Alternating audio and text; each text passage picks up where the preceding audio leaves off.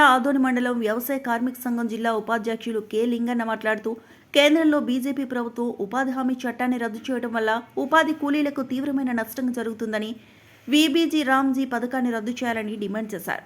మతోన్మాదాన్ని రెచ్చగొడుతూ రాజ్యాంగానికి తూట్లు పొడుస్తుందని విమర్శించారు. ఈ కార్యక్రమంలో వ్యవసాయ కార్మిక సంఘం జిల్లా ఉపాధ్యక్షులు కె లింగన్న, మండల అధ్యక్షులు రంగణ, రైతు సంఘం మండల నాయకులు మునిస్వామి, వ్యవసాయ కార్మిక సంఘం నాయకులు తిక్కన్న, ఈరన్న, కర్ణ, పెదరాయప్ప తదితరులు పాల్గొన్నారు. ఈరోజు 77వ గణతంత్ర దినోత్సవం సందర్భంగా రాజ్యాంగ నిర్మాత డాక్టర్ బిఆర్ అంబేద్కర్ గారి విగ్రహానికి పూలమాల వేసి ఆంధ్రప్రదేశ్ వ్యవసాయ కార్మిక సంఘం ఆధ్వర్యంలో నివాళి అర్పించడం జరిగింది. ఈరోజు మనం ఒక ప్రతిజ్ఞ చేయడం జరిగింది. ఆ రోజు మనకు అన్ని రకాలుగా ప్రజలకు హక్కులు కల్పించాలనే ఉద్దేశంతో భారత రాజ్యాంగంలో పొందుపరిచినటువంటి తిండి హక్కు కానీ, జీవించే హక్కు కానీ, లేదా మనకు ఇంకా భవిష్యత్తు తరాలకు ఇవ్వాల్సినటువంటి హక్కులు, అనేకమైనటువంటి హక్కుల్ని కాపాడుకోవడానికి మనం ఈరోజు ఈ భారత రాజ్యాంగాన్ని ఖచ్చితంగా కాపాడుకోవాలి. ఈరోజు మతోన్మాదుల చేతిలో ఉన్నటువంటి భారతదేశం ఈరోజు భారత రాజ్యాంగాన్ని ఎట్లయినా చేసి ఖచ్చితంగా తీసేయాలన్నటువంటి ఒక దురుద్దేశంతో బీజేపీ ప్రభుత్వం ప్రయత్నం చేస్తుంది. అందుకోసమే ఖచ్చితంగా భారత రాజ్యాంగం ఏ రకంగా అయితే మనం ఆ రోజు ఉన్నటువంటి పరిస్థితుల్లో డాక్టర్ బిఆర్ అంబేద్కర్ గారు ఎన్నో అవస్థలు, ఎన్నో శ్రమ కోర్చి మనకు రాజ్యాంగాన్ని అందించడం జరిగింది. ఆ రాజ్యాంగంలో ఉన్నటువంటి అంశాల వల్లనే ఈరోజు మనము ఇంత స్వేచ్ఛగా జీవించగలుగుతున్నాం. మరి అట్లాంటి రాజ్యాంగాన్ని తీసేయడానికి 2024లో ప్రయత్నం చేసింది బీజేపీ ప్రభుత్వం. ఎందుకంటే ఒక 400 సీట్లు నాకు ఇవ్వండి, ఖచ్చితంగా రాజ్యాంగాన్ని రద్దు చేస్తానని చెప్పేసి ఈ మోడీ ప్రకటించడం జరిగింది.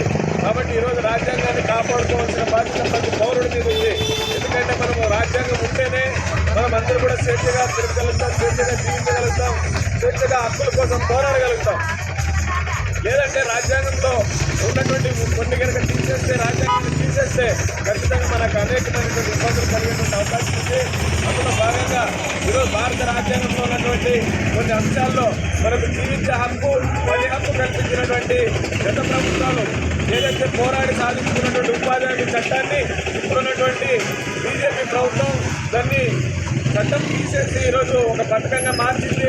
అందువలన ఈరోజు కూలీలకి జాతీయ గ్రామీణ ఉపాధి హామీ చట్టంలో పనిచేసేటువంటి దాదాపు 20 కోట్ల మంది కూలీలకి తీవ్రమైనటువంటి నష్టం జరిగేటువంటి అవకాశం ఉంది. ఈరోజు 125 రోజులు పని పెంచామని చెప్తున్నారు. మీరు 125 రోజులు పెంచడానికి చట్టాన్ని మార్చాల్సిన అవసరం లేదు, పథకంగా మార్చారు మీరు. ఈరోజు కేంద్రంలోనే ఉన్నటువంటి బీజేపీ ప్రభుత్వం 90% నిధులు ఇవ్వాల్సినటువంటి ఈ చట్టానికి ఈరోజు రాష్ట్ర ప్రభుత్వం కూడా 40% భరించాలని చెప్పేసి రాష్ట్ర ప్రభుత్వాలు మీరు తోసేయడం వల్ల మనకు పని కోల్పోయేటువంటి అవకాశం ఉంది. ఇప్పటికే చాలా మంది మన ప్రాంతంలో చేయడానికి పనులు లేక ఎక్కడో పోయి జీవించడానికి ప్రయత్నం చేస్తున్నారు, వలసలు పోతున్నారు. మరి అక్కడ పోయినటువంటి చోట మొన్ననే కోసిక మండలానికి సంబంధించిన ఒక 10 సంవత్సరాల అమ్మాయి, 5వ తరగతి చదువుతున్నటువంటి అమ్మాయి ఆత్మకూరు దగ్గర యాక్సిడెంట్ అయి మరణించింది. మరి ఆ ప్రాణాన్ని ఎవరు తిరిగిస్తారు?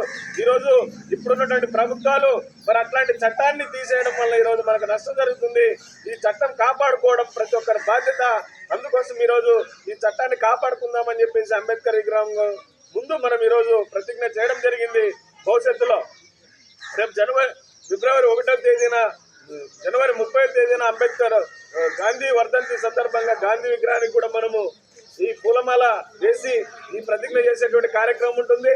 అట్లాగే 1వ తేదీ మనం సంతకాల సేకరణ కార్యక్రమం ఉంటుంది. ఫిబ్రవరి 2వ తేదీన మన సచివాలయాల దగ్గర ధర్నా కార్యక్రమాలు ఉంటాయి. అట్లాగే ఫిబ్రవరి 5వ తేదీన మండల కార్యాలయాల దగ్గర కూడా ఈ కార్యక్రమాన్ని పిలిపివ్వడం జరిగింది. జాతీయ గ్రామీణ ఉపాధి హామీ చట్టాన్ని కాపాడుకోవడం కోసం పెద్ద ఎత్తున ఫిబ్రవరి 12వ తేదీన దేశవ్యాప్తంగా సమ్మె కూడా కార్యక్రమాన్ని ఉంది. కాబట్టి ఇవన్నీ జయప్రదం చేయాలని చెప్పేసి మీ అందరికీ కోరుతూ మరి ఇక్కడ నాకు మాట్లాడడానికి అవకాశం ఇచ్చిన మీ అందరికీ ధన్యవాదాలు తెలియజేస్తూ